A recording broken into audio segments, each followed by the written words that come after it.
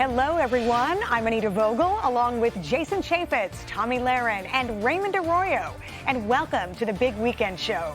The big story tonight is a Fox News alert.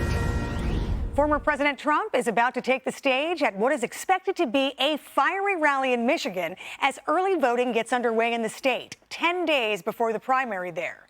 And he is expected, as you might assume, to go off about the liberal New York Attorney General and judge who ordered him to pay a whopping $350 million plus in the civil fraud case in New York.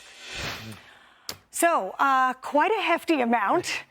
And, you know, Jason, what's so interesting about this is there isn't a traditional victim in this case, right? The banks got paid. There wasn't anybody complaining about these tactics except for this New York Attorney General.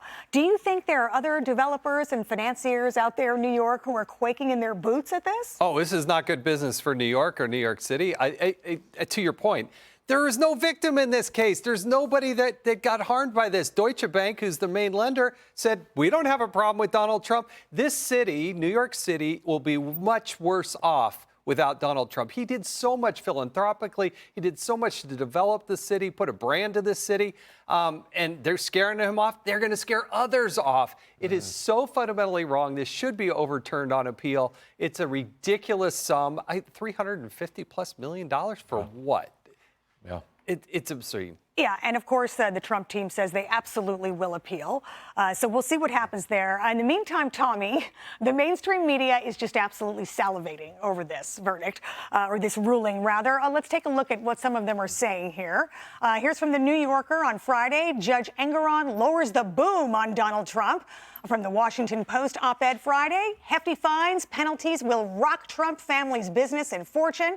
MSNBC op-ed Friday, Trump's loss in New York is a powerful predictor of what's to come in his criminal trials. I mean, I guess this is what you might expect. What's your take on how the media is playing this? Well, the media loves to go after Donald Trump. They have their Trump derangement syndrome that they have to satisfy, and they're going to keep hitting this man with thing after thing after thing. Not only are they trying to soil his reputation even further, they're also trying to bankrupt him. That's what they want to do, and they're very strategic about it, manipulative about it. But the American people, I think they're starting to see through this, and I think the more they go after Trump, the more they have these kind of headlines, the more his hardcore base supporters are going to flock to him, galvanize around him. We just hope that independents join in on that, which has always been my fear. Does your average voter understand what's going on here?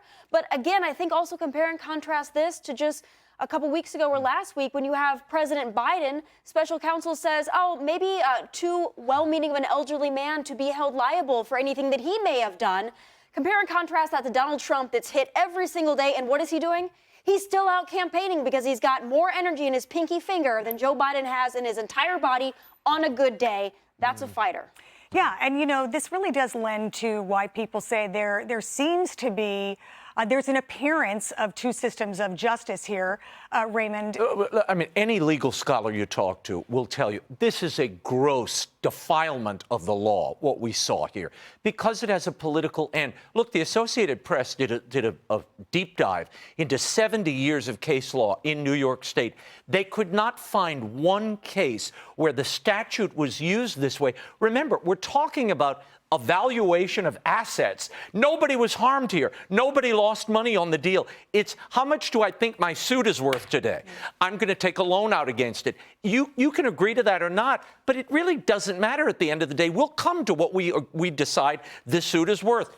Look, Alvin Bragg here in New York had to literally change a misdemeanor to a felony. He did that on his own powers. He elevated it to a felony to proceed with the court case we're going to see in March on the 25th, which is about paying hush money to Stormy Daniels.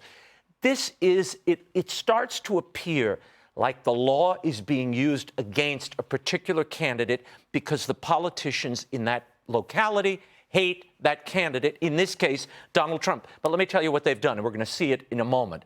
He has turned every one of these court appearances into adjunct campaign appearances.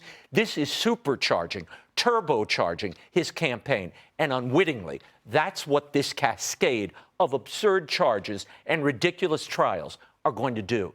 they may end up with Donald Trump president, and they have only themselves to thank. Yeah, and you know, it's interesting because as these criminal charges and trials march on, his poll numbers seem to keep rising. Hey, Sean Hannity here. Hey, click here to subscribe to Fox News YouTube page and catch our hottest interviews and most compelling analysis. You will not get it anywhere else.